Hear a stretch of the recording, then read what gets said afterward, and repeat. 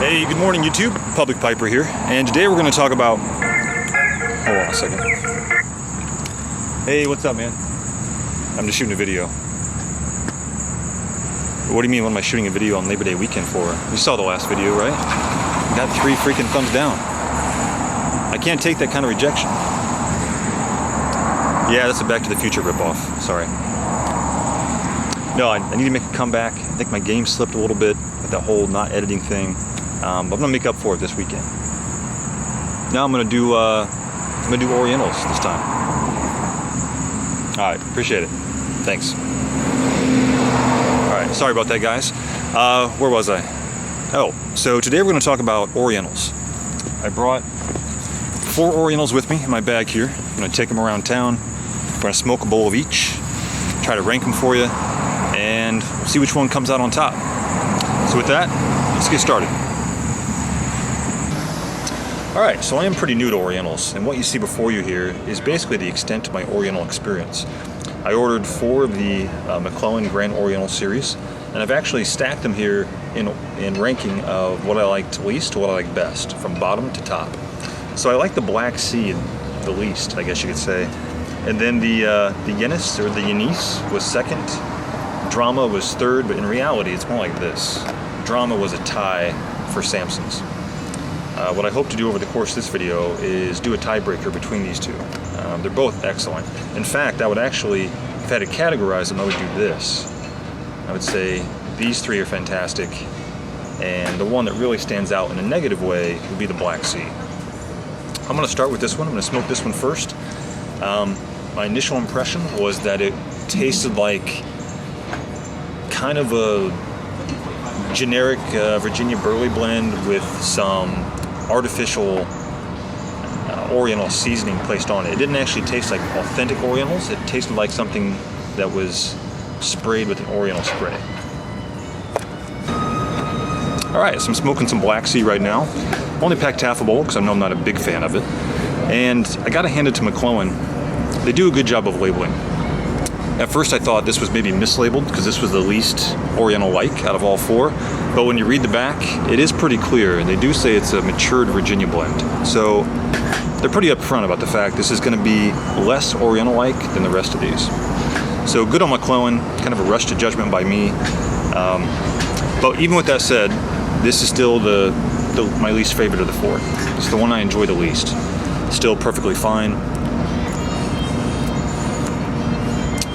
but nothing special.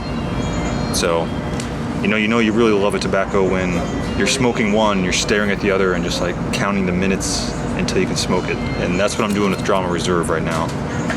So I'll finish the rest of this bowl and we'll move on. Alright, so I got a half bowl of Yenidje Agonya. I'm definitely mispronouncing that. And this is definitely a step above Black Sea. This now starts to taste like a real Oriental. Full flavored foreign Oriental. Still very mild. It's just, like I said, it's just a step above. It's almost like reaching another level of legitimacy in terms of a real, pure, very non-Virginia-like, very non-Burley-like, very non-anything else you've ever had like type of quality. Alright guys, so now I'm on a bowl of Drama Reserve. This is what I've been waiting for.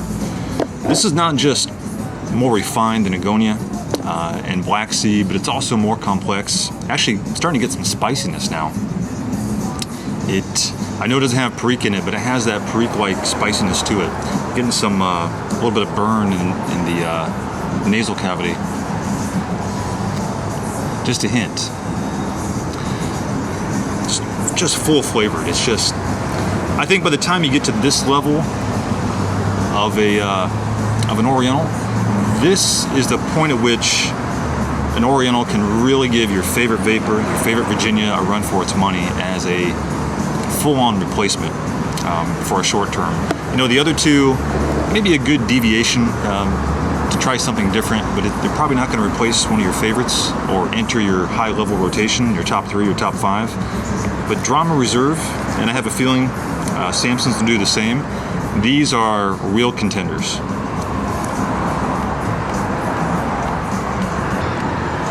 All right, so now for the head-to-head. I got some Samsons here in one pipe, and I've got some Drama Reserve in the other pipe. This is Drama, this is Samson's. The only way to really compare them is to smoke them side by side.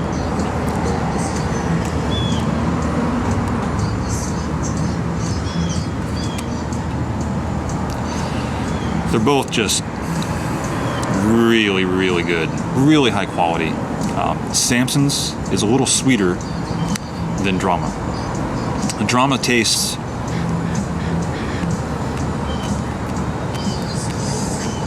to be honest, the Drama tastes a little more natural. The sweetness I'm picking up on the Samson's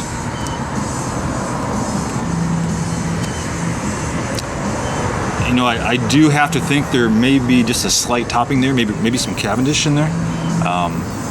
It tastes a little too sweet to be just tobacco. Now I said Samson's is sweeter, but that's not to say it's a sweet tobacco. It's not sweet or sickening sweet by any measure. Just comparatively, a little sweeter.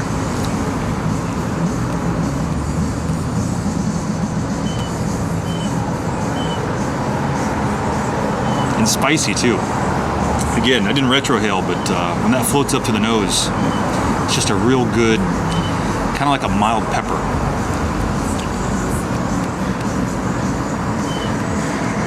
The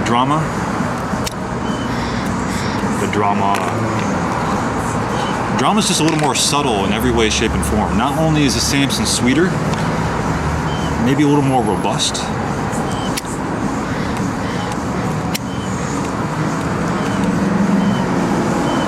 Drama's a little more one note. This is all relative. It's still multi-layered, but those layers are about this wide, or the Samson's layers seem like it's this wide.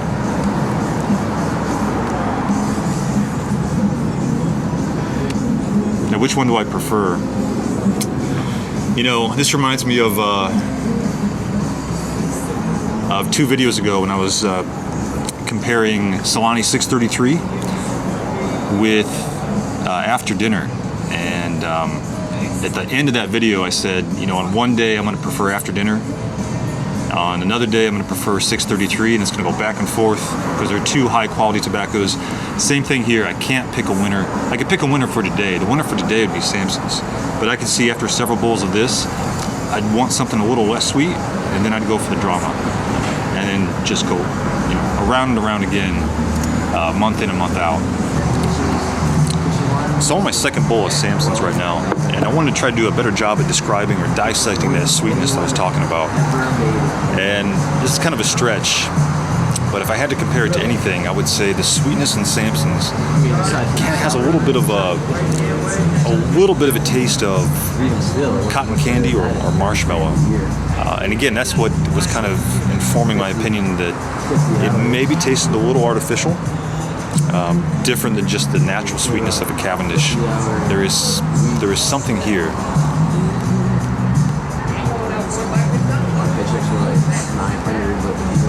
I'm going to smoke some of this. It's Peter Stokkebye's Luxury Bullseye Flake. A lot of you guys have had this. I bought it several months ago, and to be honest, at the time, I didn't think it was anything special. I didn't dislike it, but there's just nothing special about it. I just randomly picked it up a couple days ago, had low expectations, and it was really great. I've been smoking it once a day for the last couple days. So I'm going to light this up and tell you what I think. It's got a lot of body, but I think that Cavendish circle in the middle, not only does it add sweetness, that'd be the obvious thing to pick out, but it adds some texture as well. A couple months ago when I bought it, it seemed completely flat, kind of bland, nothing really going on. And now it's not sweeter or less sweet or stronger or less strong. There's just more grooves in it. There's just the topology of it is much more interesting. There's pits and valleys within the draw that I didn't get the first time around. Now I see why it's a very popular blend. Now I like it. Oh, All right, guys, so before I wrap up, I was sitting here thinking about the fact I'm just a few months away from my 1-year anniversary of being on YouTube. Last November, I made my first YouTube video, and sitting here thinking about it, just reflecting on all the great people I've met, all the great conversations I've had, and above and beyond those two things, just how much I've learned. You know, 6 months ago, I thought I knew this much about pipes and pipe tobacco, and looking back on it, I realized I probably only knew this much. And that's a great thing about, you know, becoming a member of the YouTube pipe community. Although we don't really get into it necessarily for learning, inevitably that's what happens. You watch videos, you make videos, you talk to people, you make relationships, you make friends, and all that kind of like synergizes together and becomes kind of a source of knowledge, becomes kind of a source of learning. And I think, you know, pipe smoking is kind of like other hobbies. The more you learn about it, the more you get into it, the more enjoyment you can pull from it. And at least that's been true in my case. It's just been a great ride, and I have you guys to thank for that. So I want to say thanks again to my subscribers. Thanks for your comments, thanks for your support, and thanks to all, most importantly, thanks to all the friends I made. You know, my conversations with you guys have influenced what I've said on videos, the ideas for videos. When I really think about it, very little of what I say on camera is probably my own idea. It's always influenced by somebody else. Conversations I had yesterday or last week. And that's been a great thing. So with that, I'm going to say have a good night. Looking forward to the Nashville Pipe Show. Looking forward to meeting some of you guys down there. And until next time, have a good one.